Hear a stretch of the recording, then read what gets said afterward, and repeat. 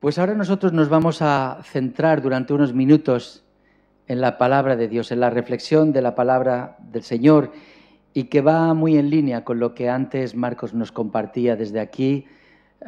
Él durante los primeros días de la semana me dijo, o me transmitió un poco ese sentimiento que en esta mañana nos ha transmitido. Dice, bueno, no sé si va en línea de lo que tú quieres compartir el domingo. Y le dije, pues sí, va en línea, porque realmente pues en esta mañana yo quería hablaros de la oración. Porque es verdad, no solo necesitamos incrementar nuestro tiempo de oración, no solo necesitamos orar más y más, sino que necesitamos saber cómo orar. Y la palabra del Señor provee tanta enseñanza al respecto que es necesario que en esta mañana nos acerquemos a ella. Porque mirad, de pocos temas se han escrito, hablado y reflexionado tanto en el ámbito cristiano como en el tema de la oración. Y sin embargo, a pesar de todo, este aspecto tan imprescindible en la vida personal y comunitaria de cada creyente sigue siendo uno de los temas más desconocidos y también menos practicado. Generalmente hemos hablado de la importancia de la oración y tratamos de motivarnos unos a otros a que oremos. Pero no solo es importante que oremos, sino que aprendamos qué es la oración, qué persigue la oración, cómo debemos hacer un uso de ella conforme a lo que nos enseña la palabra de Dios y cuál es el propósito principal por el cual Dios nos ha facilitado este don. Y yo quiero invitaros hoy a que busquemos algunas de estas respuestas en la palabra de Dios, y al hacerlo nos daremos cuenta de que es un tema demasiado profundo como para abordarlo en una sola mañana, así que vamos a tener que invertir más de un mensaje y con todo no abarcaremos la profundidad de este tema, por más mensajes y estudios bíblicos que tengamos alrededor de él. Sabéis, lo más importante es que si al final no nos volcamos en una práctica constante de la oración, pues no servirá de mucho. ¿Recordáis hace unas semanas aquel ejemplo tan visual que pusimos de la naranja? ¿Lo recordáis? Pues bien, podríamos también aplicarlo al tema de la oración, porque la oración también podemos abordarla desde un plano teológico, sociológico, histórico, psicológico, y ver muchos ejemplos de personajes que a lo largo de las páginas de la Biblia o a lo largo de la historia se destacaron por ser hombres y mujeres de oración. Pero al final, lo que verdaderamente importa es si tú y yo vivimos vidas de oración en la que podamos ver un progreso en este ámbito en nuestra vida. Y podríamos decir que la oración no es algo que practicamos únicamente los creyentes. La oración yo diría que es un fenómeno mundial. La oración es una práctica que se realiza alrededor del mundo. Mirad, las tres religiones, diríamos, que mayor número representan en nuestro mundo, y las tres son religiones monoteístas, hablo del Islam, hablo del judaísmo y hablo del cristianismo. En las tres, la práctica de la oración es algo fundamental. En el Islam se dice que hay que orar 5 veces al día y en un horario determinado.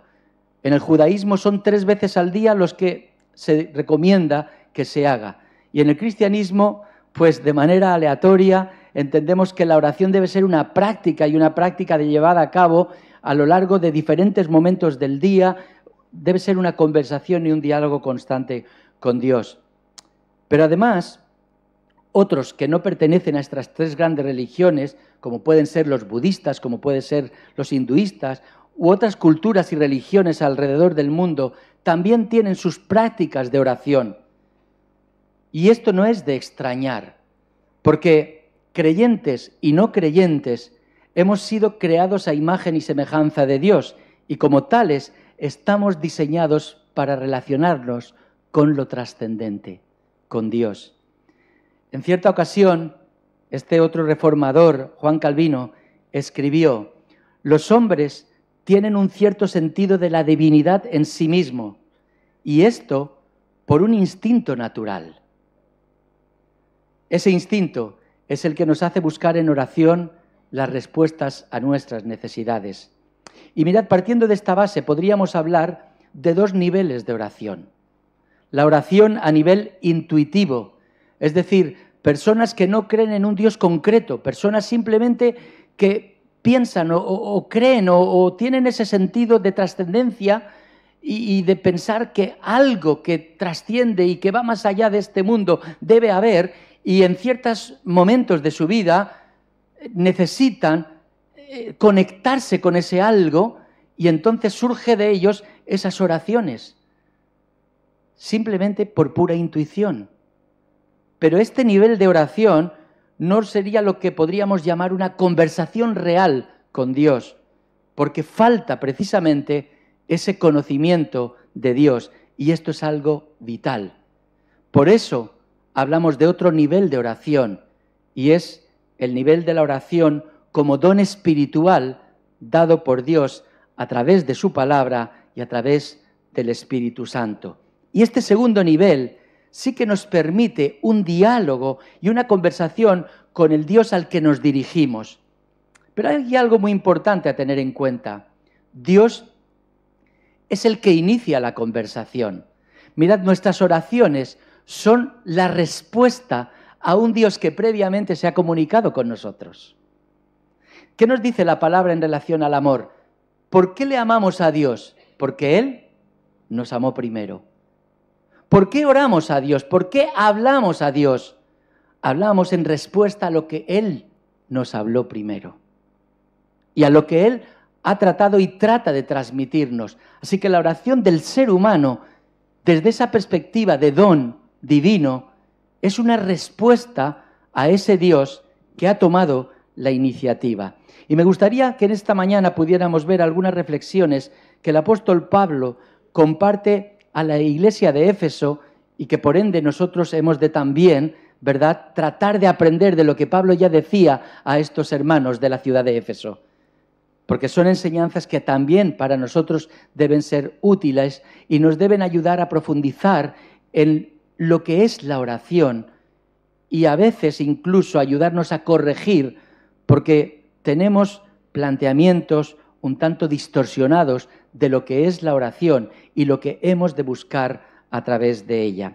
Quisiera invitaros a que buscarais en el capítulo 1 de Efesios los versículos 15 al 23. Yo lo voy a leer en la versión Dios habla hoy, y no sé si aparecerá proyectada.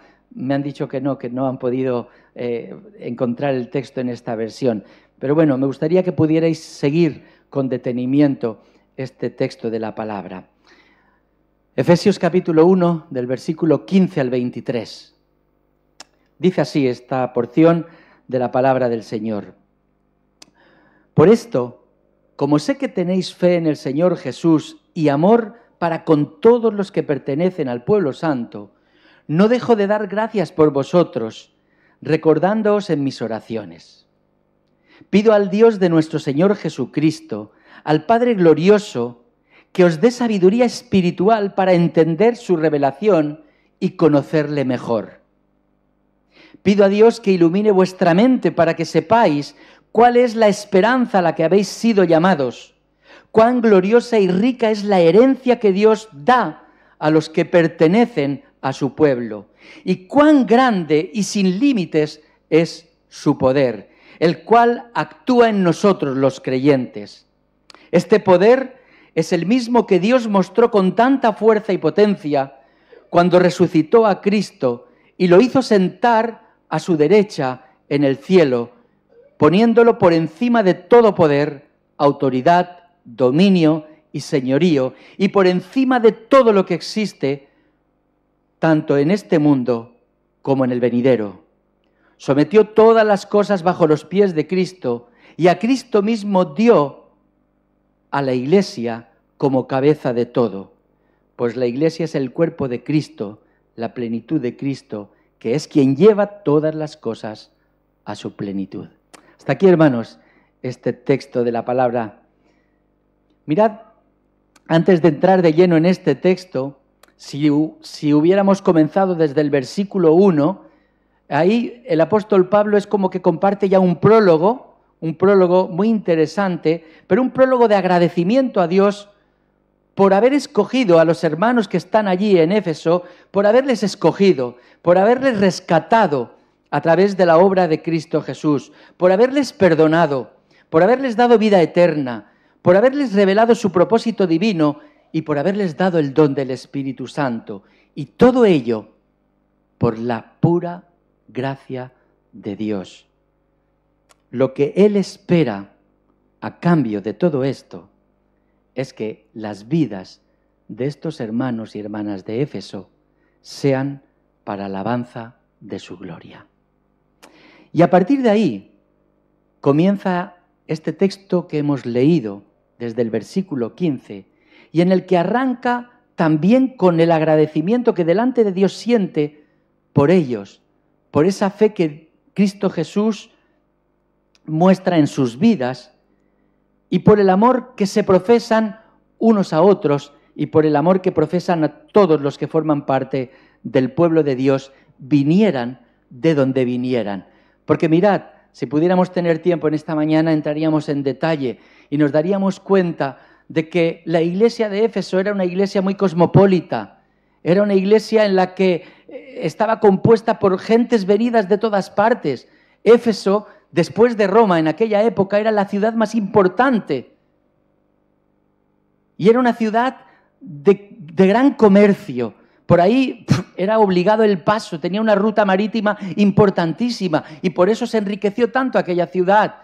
Pero también era un centro en el que se celebraban cultos a la diosa Diana, de los efesios, recordáis, ¿verdad? Pero también había muchas otras religiones, mucho paganismo. Había muchos elementos y en medio de ello había una iglesia, como digo, cosmopolita, compuesta por personas de diferentes orígenes, en los cuales se sentían todos aceptos delante de Dios porque compartían una misma fe. Y a continuación, después de esa breve introducción, en esos versículos 15 y 16, les dice algo muy importante, ya que forma parte de su oración delante de Dios a favor de ellos. Pido al Dios de nuestro Señor Jesucristo, al Padre glorioso, que os dé sabiduría espiritual para entender su revelación y conocerle mejor. Mirad, los hermanos de Éfeso, como os decía, no vivían en un contexto fácil. Al revés, era un contexto hostil para su fe. Vivían en una ciudad donde mantener su fe viva no era nada fácil y tenían también muchos elementos de seducción. Y aquí, al igual que en otras cartas, las oraciones de Pablo a Dios no pide, ni en este caso, ni en otros casos, no le pide al Señor que cambien las circunstancias para que el pueblo esté mejor, su pueblo, para que la iglesia se sienta más cómoda, para que la iglesia no tenga miedo a ser perseguida. No pide que cambie las circunstancias, no pide que cambie las privaciones que tenían o las persecuciones a las que eran sometidos o las enfermedades por las que pasaban. Elementos en los cuales muchas veces centramos nuestras oraciones. Ahora, la pregunta es, ¿quiere decir esto que está mal? ¿Que oremos por estas cosas? No, en absoluto. Jesús mismo nos invita en aquella oración modelo a pedir por el pan nuestro de cada día, ¿verdad? Y nos invita también a que el Señor nos libre de todo mal. No, no es que esté mal. Pero Pablo nos invita a centrarnos en lo más importante. Como digo, no es mal, no es malo. Pablo también en su carta a Timoteo decía, voy a cambiar de micrófono si os parece.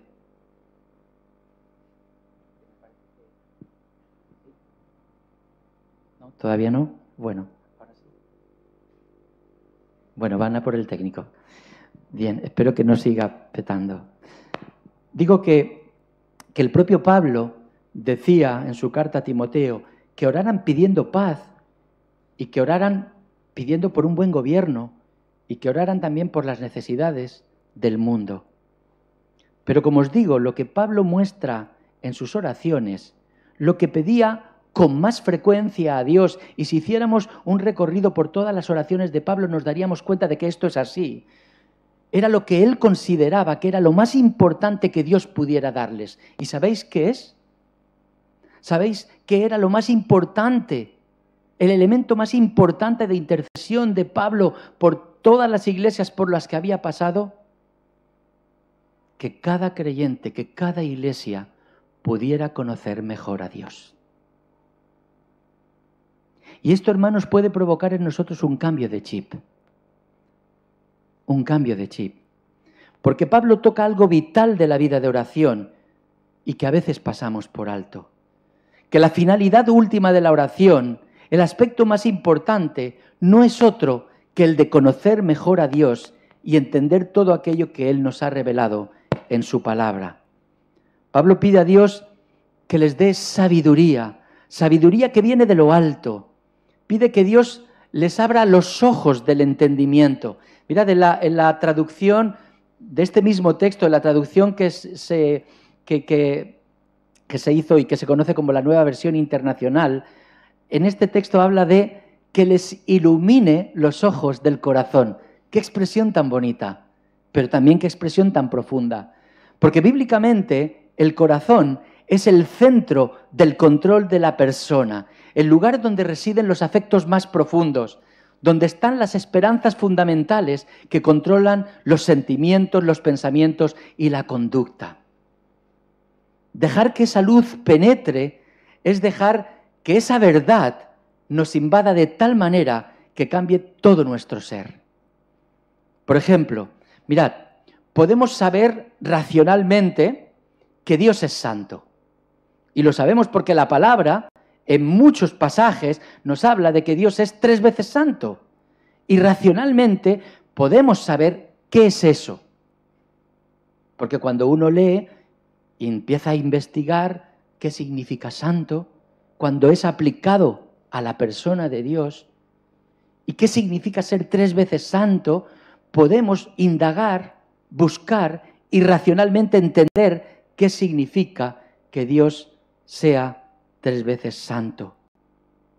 Pero cuando los ojos del corazón son iluminados, el plano del conocimiento ya no es solo un plano racional, sino también emocionalmente descubrimos que la santidad de Dios es tan bella y tan maravillosa que nos hace caer de rodillas delante de Dios y cambiar nuestras actitudes y conductas que sabemos que desagradan a Dios, que no le honran, cambiarlas por conductas que le honran y que le glorifican. Un ejemplo muy claro lo tenemos en la visión que el profeta Isaías tuvo en el capítulo 6. ¿Lo recordáis, verdad? Cuando se halló en esa visión delante de la santidad de Dios, aquella experiencia de oración era mucho más que saber racionalmente que Dios era 3 veces santo. Cuando tomó conciencia de que estaba delante de la santidad de Dios, ¿cuál fue su reacción? Muerto soy, porque un ser inmundo, de labios inmundos, está delante de la misma presencia de Dios. Es mucho más, como digo. Podemos conocer racionalmente muchos de los beneficios pasados, presentes y futuros que se desprenden de haber creído en Dios. Pero la oración es para algo más. A través de la oración podemos tener un sentido mucho más claro y profundo de la realidad de la presencia de Dios en nuestras vidas. Pablo considera que este conocimiento más profundo de Dios a través de una vida de oración es mucho más importante que un cambio de las circunstancias. Si no tenemos, mirad hermanos, si no tenemos una profunda relación que nos transmite un fuerte sentido de presencia de Dios, de la realidad de Dios en nuestro ser, puede que entonces, si no tenemos eso, puede entonces que cuando nos hallemos pues ante una serie de circunstancias en las cuales nos sintamos que las cosas nos van muy bien en la vida, esto puede conducirnos a una autosuficiencia, a una autoconfianza que nos hace como no sentir que necesitamos a Dios para nada. Y por el contrario, cuando no tenemos esa fuerte conciencia de la relación y de la presencia de Dios y las cosas nos van mal, entonces, como digo, por el contrario, podemos caer fácilmente en el desaliento, en la desesperación, en la tristeza, en el desamparo, porque no experimentamos la presencia consoladora de Dios. Por eso Pablo les transmite cuál es el bien más preciado por el que interceder: la comunión y el compañerismo con Dios a través de una vida abundante de oración. Cuando esa luz penetre en sus corazones, cuando ese conocimiento de Dios cobre profundidad en sus vidas, en la vida de los hermanos de Éfeso, sabrán cuál es la esperanza a la que han sido llamados y lo glorioso y rica que es la herencia que Dios tiene para su pueblo. Eso es lo que continúa diciendo Pablo en su texto. Pero además de eso, conocerán y experimentarán que el poder de Dios es tan grande que no tiene límites y que ese poder es el que actúa en nosotros los creyentes. El poder al cual Pablo se refiere es ese mismo poder de Dios que resucitó a Cristo Jesús de los muertos y lo hizo sentar en el mayor lugar de privilegio que nadie puede alcanzar. Ese es el poder que desea que experimenten los hermanos de Éfeso. A ese poder es al que se refiere. A nosotros, hermanos, al igual que los hermanos de Éfeso, nos queda mucho por conocer y profundizar en cuanto a la oración, como ese don que Dios nos ha dado, un don que nos sirve para conocer mejor a Dios. A Pablo le preocupaba, y nos debe también preocupar a nosotros, la vida de oración, tanto pública como privada. El bien más preciado que podemos tener, como digo, es el compañerismo con Dios. Y Pablo no consideraba la oración solo como una mera herramienta para conseguir de parte de Dios aquello que nosotros le pedimos. Que necesitamos salud, le pedimos salud. Que hay un hermano que está pasando por una situación que está falto de trabajo, pedimos por el trabajo. Cada vez que tenemos una necesidad, venimos y la ponemos delante de Dios. Y es importante que lo hagamos, porque como os decía antes, también la palabra del Señor nos enseña a pedir por aquello que tenemos necesidad. Pero como digo, para Pablo, la oración es mucho más que eso. No se limita a buscar cómo conseguir cosas de Dios, sino una manera de obtener más de Dios mismo. Una manera de obtener más del mismo Dios. En cierto modo, es como, cuando estamos orando desde esa perspectiva, es como aferrarnos a Dios. Y hay un texto muy curioso en el libro de Isaías, en el capítulo 64, versículo 7, que dice: nadie invoca tu nombre ni se esfuerza por aferrarse a ti. Dice, nadie invoca tu nombre ni se esfuerza por aferrarse a ti. Qué importante es estar aferrados a Dios y considerar la oración como ese aferrarse a Dios para extraer más de Él mismo. Hay hasta algunas canciones que así nos lo recuerdan. Quiero más de ti, ¿verdad? ¿Por qué? Porque lo que queremos es reproducir lo que Dios es, poder reproducirlo en nuestra vida. Quiero más de tu amor porque yo necesito reproducir de ese amor. Quiero más de tu misericordia porque necesito reproducir misericordia en mi vida. Quiero más de tu gracia porque necesito compartir esa gracia hacia los demás. Pablo está priorizando con todo ello la vida interior con Dios. Y es curioso porque es justamente lo contrario que pasa con la mayoría de personas de nuestra sociedad que viven alrededor nuestro. Para la mayoría de personas que nos rodean, la paz interior que buscan, tratan de hallarla en la parte exterior, no en su interior, sino en el exterior. Y esa paz interior la hacen depender de la valoración que otros hagan de ellos. O la hacen depender en función de la posición social que llegan a tener, o de la prosperidad o precariedad en la que viven. Y lamentablemente, para algunos creyentes también esto es así. Si damos prioridad, hermanos, a nuestra vida exterior, nuestro mundo interior será sombrío.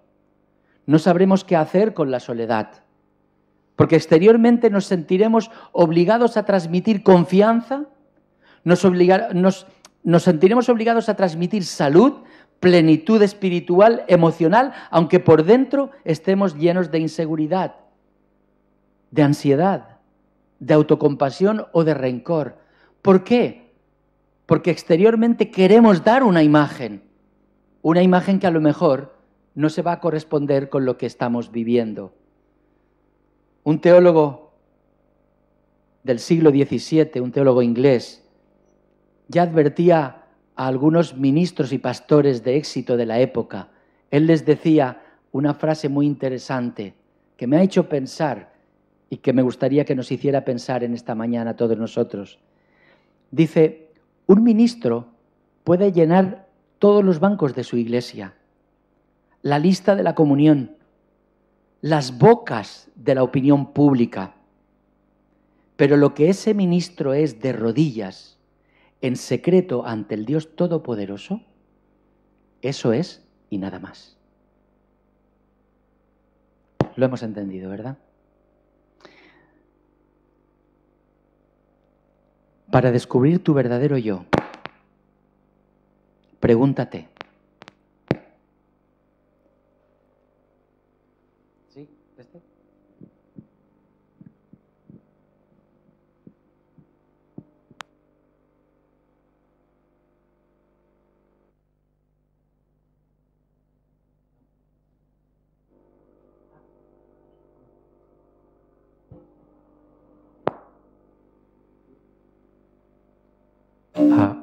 Ahora. Bien. Era importante cambiar de micro porque no quería que esta parte final fuera distraída por estos ruidos, ¿verdad? Si quieres descubrir tu verdadero yo, para descubrir tu verdadero yo, pregúntate, ¿en qué piensas cuando nadie te está viendo? ¿Se dirigen tus pensamientos a Dios?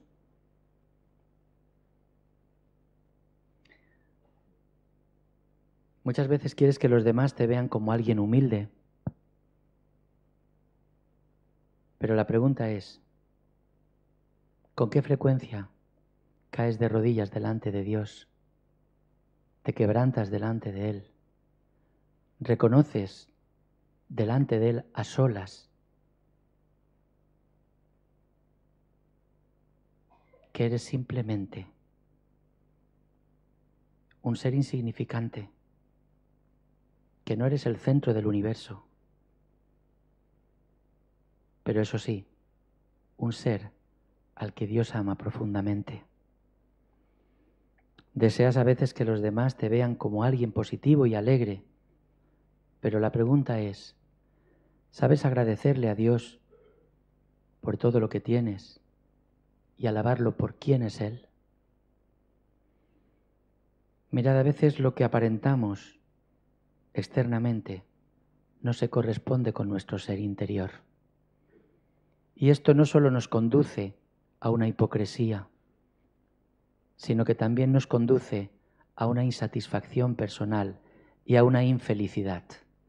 No seremos nunca felices de esta manera, porque siempre estaremos sintiéndonos obligados a dar una imagen, y esto requiere un esfuerzo de lo que no somos.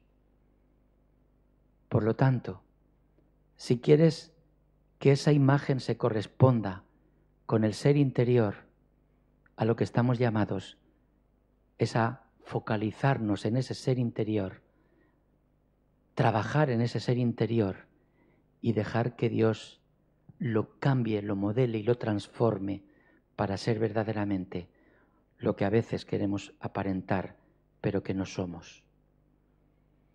Mirad,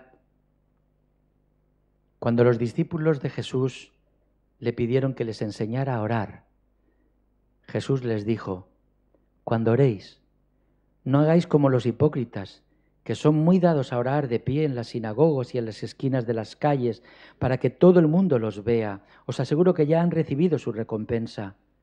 Pero tú, cuando ores, métete en tu cuarto, cierra la puerta y ora a tu Padre que está allí a solas contigo. La prueba infalible de la integridad espiritual es la vida privada de oración. Y hermanos, necesitamos, como al principio Marcos decía, necesitamos orar mucho. Pero yo añadiría, hermanos, necesitamos orar bien. Necesitamos enfocar bien nuestras oraciones. Y necesitamos poner por encima de todas las cosas, en esa búsqueda en oración, el conocimiento de Dios. Porque cuanto más conozcamos de Dios, más oraremos conforme a su voluntad. Cuanto más oremos buscando ese conocimiento de Dios, tanto más en paz nos sentiremos con nosotros mismos. Porque la presencia de Dios, ese Espíritu Santo que Dios ha puesto en nuestro ser en el momento que le aceptamos y que no se va de viaje, que no sale de nosotros, que en ningún momento está por ahí perdido, no. Ese Espíritu Santo con el que nos selló y que está ahí en nuestra vida, pasará a cobrar un protagonismo que tal vez nunca antes haya cobrado, porque hicimos de la oración simplemente una mera herramienta para conseguir cosas a cambio, cosas de Dios. Así que, hermanos, si una sola lección hemos de sacar en esta mañana de este lugar y de este mensaje, es: ora, vive una vida de oración con el objetivo de conocer mejor a Dios. Porque eso dará un vuelco a todo tu ser. Que el Señor nos ayude y que podamos descubrirlo y conocerle cada día más a través de esta herramienta tan preciosa que nos ha dado, que es la oración. Seguiremos reflexionando sobre ello. Que el Señor nos bendiga.